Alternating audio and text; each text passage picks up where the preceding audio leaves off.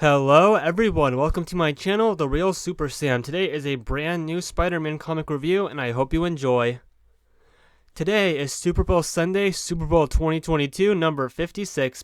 Bit for Spider-Man today. In February 1976, there was a football-related story called The Deadliest 100 Yards, an Amazing Spider-Man issue 153.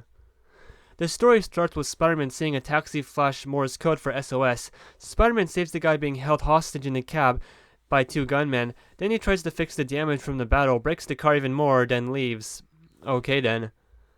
This story revolves around Dr. Bradley Bolton, who was a football champ for ESU years ago. One game still haunts him. He could have won it all, sprinting down a full 100 yards to make the touchdown, but was stopped just 1 foot away. He is tied up today with a kidnapping plot. His daughter has been taken by a kingpin henchman named Payne. Payne's trying to get information on a supercomputer named WHO that Bolton created. The next night, he gives Payne the computer info, but the kidnapper won't give him back his daughter for insurance reasons. That sets Bolton off, sprinting down the football field again, a full 100 yards to save his daughter. This moment, he is dodging gunfire and making it to the goal line like he tried 2 years ago. I never thought much of this tale until it was brought up again in a Spider-Man novel I'll show in a second, but it is really good, and Spider-Man is a lot more brooding here than before. The story shows how much this 1 foot meant to this guy, and how he keeps thinking of it. If he tried harder, he could have made it.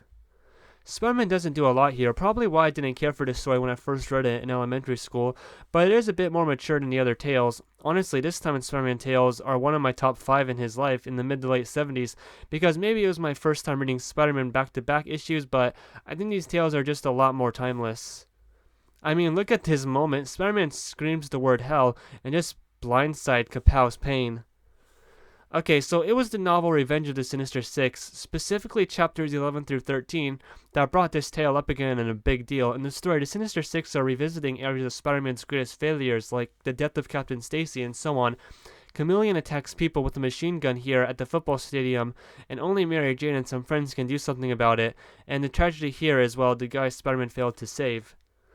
Speaking of Mary Jane, this was one of the stories that continued their love they had for each other ever since issue 143, when they kissed for the first time at the airport.